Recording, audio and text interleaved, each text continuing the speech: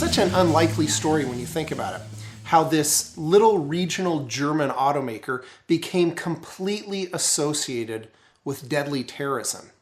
Yet, far from hurting BMW, this connection seemed to help define and strengthen their brand into the world's leading paragon of automotive cool. The members of the Baader-Meinhof gang of the early 1970s, they were definitely anachronisms. So they were deadly terrorists, to be sure. You know, they murdered and maimed dozens of Germans and Americans during their effort to kickstart global revolution. But they were also considered by an enormous part of the West German population to be cool, to be hip. And nothing was cooler and hipper than the car brand most associated with the Baader-Meinhof gang, which was BMW. Such was the supposed connection between the group and the cars that people began to joke that BMW didn't actually stand for Bavarian Motor Works, but instead it was shorthand for Baader-Meinhof Wagen. The Baader-Meinhof gang sprang into the West German public conscious in May of 1970 when a famous journalist named Ulrike Meinhof helped spring this convicted arsonist, Andreas Baader, from police custody in West Berlin. And over the next couple of decades, this proto-revolutionary army haunted all of Germany, leaving a trail of dead. But in many ways, it's the early years that are the most fascinating about the group, because far from being feared by all of Germany, this group managed to generate kind of an extraordinary amount of sympathy among at least part of the German population. So imagine it's 2001 and you ask Americans, do you feel sympathy towards Osama bin Laden and Al-Qaeda? Would you be willing to put up a member of Al-Qaeda in your home for the night? Because in 1971, these exact questions were asked of West Germans in a poll about the Baader-Meinhof gang. And 14% of them said, yeah, I support them.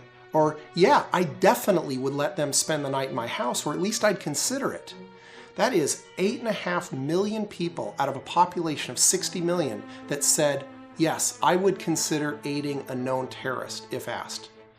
How in the world could this group, whose mission was to bring down the German state through violent revolution, engender such an incredible level of support? Well, it helps to understand the zeitgeist of West Germany in the early 1970s. Marxist theory among students was not a theory, it was cold, concrete fact. They felt that West Germany was kind of in the stages of late capitalism, soon to be followed by revolution and then glorious, glorious socialism. The only real question was when and who was going to be the vanguard to lead that revolution. So when Andreas Baader, Ulrike Meinhof, and their compatriots began issuing communiques asserting that they were grabbing that mantle, many young Germans were all too ready to profess support. It almost felt like the realization of prophecy. But that's not the only reason why the group was considered cool and popular. Think about any culture. Who defines cool? It's the young people. And that was as true in 1970s West Germany as it is today. And the Baader-Meinhof group was all young people.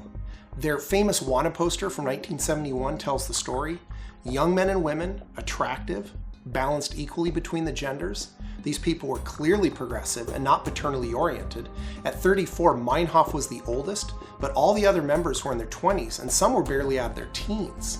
Baader, he was the leading trendsetter. He rarely went anywhere without his signature Ray-Ban aviator sunglasses, his crushed velvet body-hugging slacks, or his tight silk shirts. There's no doubt about it, these terrorists were fashion icons. And Baader loved cars. Though he never got a driver's license, he fancied himself a terrific driver. In reality, he was not so much like a good driver, but a driver utterly without any rational fear. He regularly crashed cars, and miraculously, he kind of always escaped without injury. So how did the history of the Baader-Meinhof gang get so entwined with the history of BMW?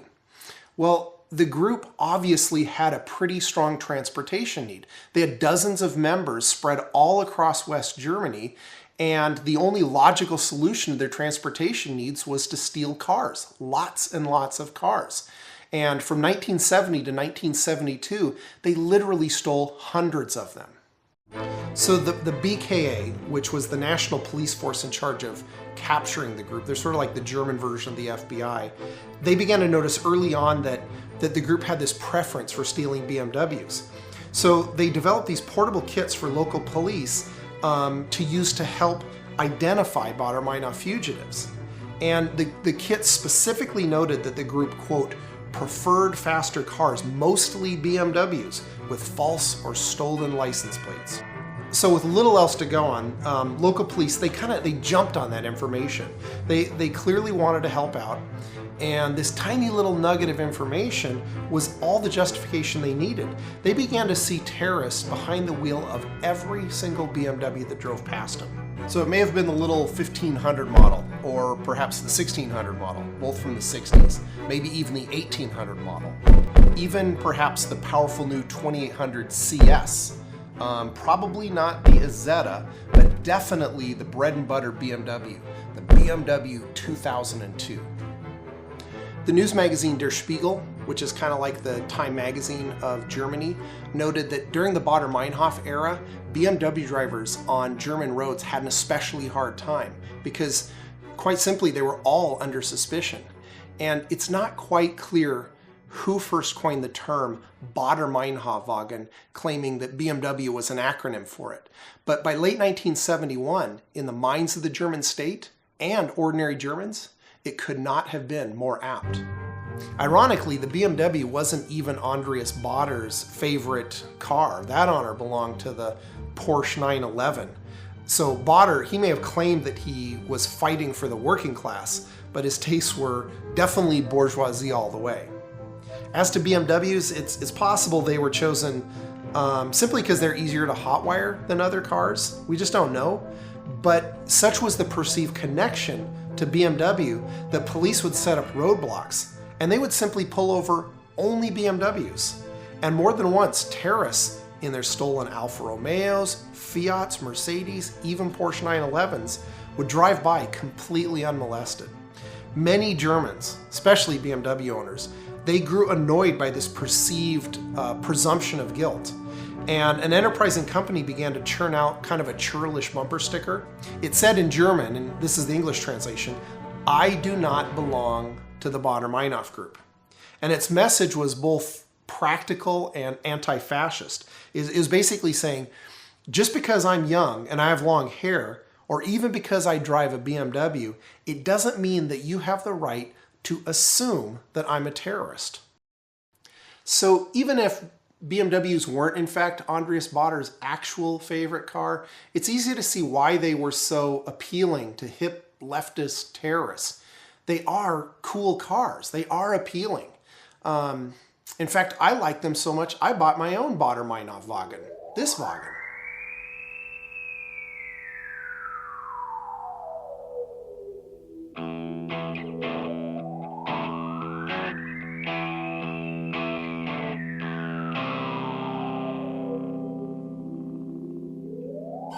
Life's the same, I'm moving in stereo. Life's the same, except for my shoes. Life's the same, you're shaking like tremolo. Life's the same, it's all inside you.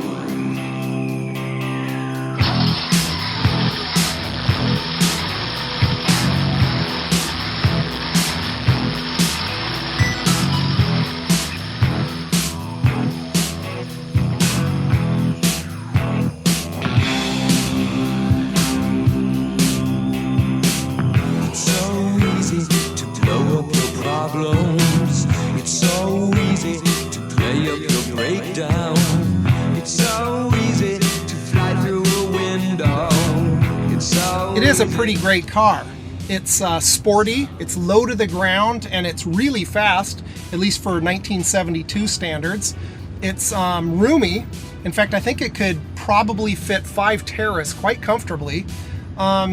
I could see why it was considered the official staff car of the Baader-Meinhof gang.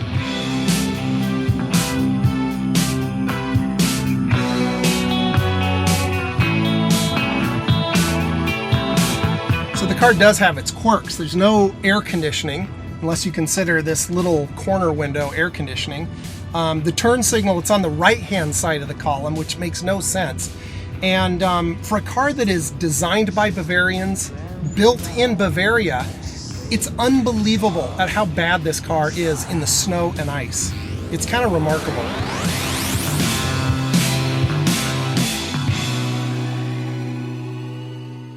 But honestly, I love the car. It's sort of non-threatening in that I'm not trying to be better than you way. People respond really well to the car.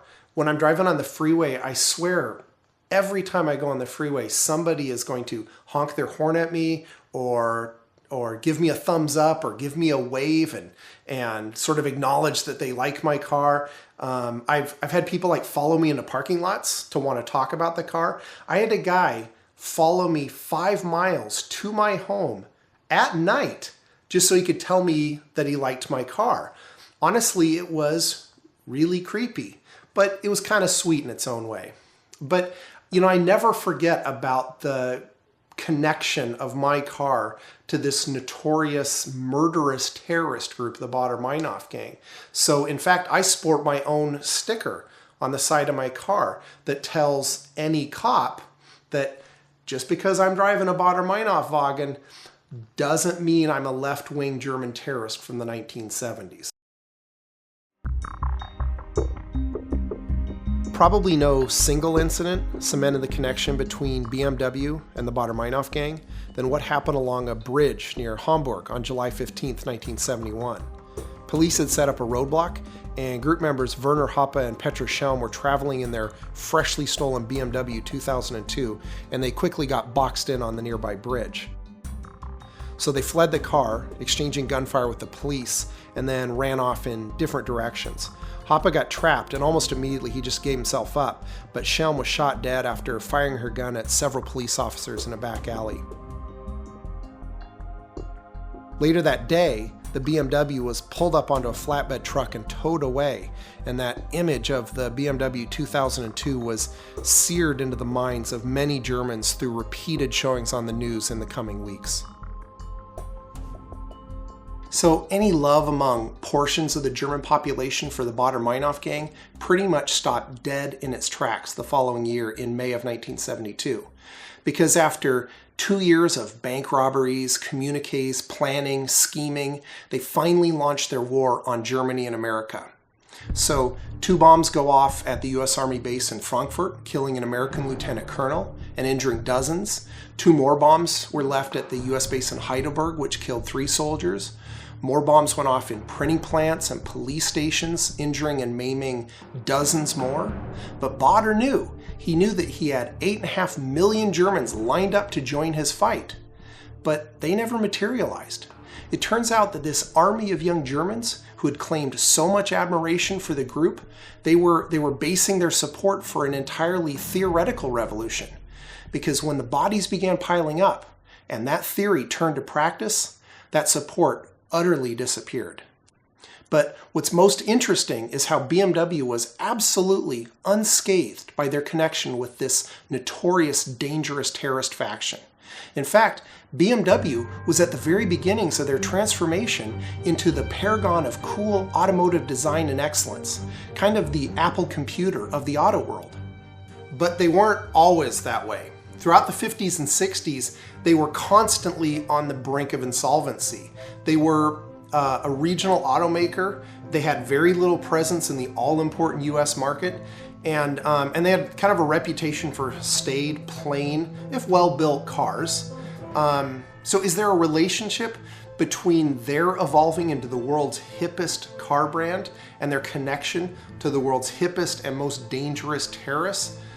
Well, that might be a stretch. We don't want to confuse correlation with causation. But when you think about it, it must have been a very exciting time to be working in the marketing department in BMW World Headquarters in Munich in the early 1970s, and to realize that your brand, separate from your efforts, had developed this previously unknown cachet, this coolness, even if that had arrived piggybacked on Germany's most violent post-war struggle.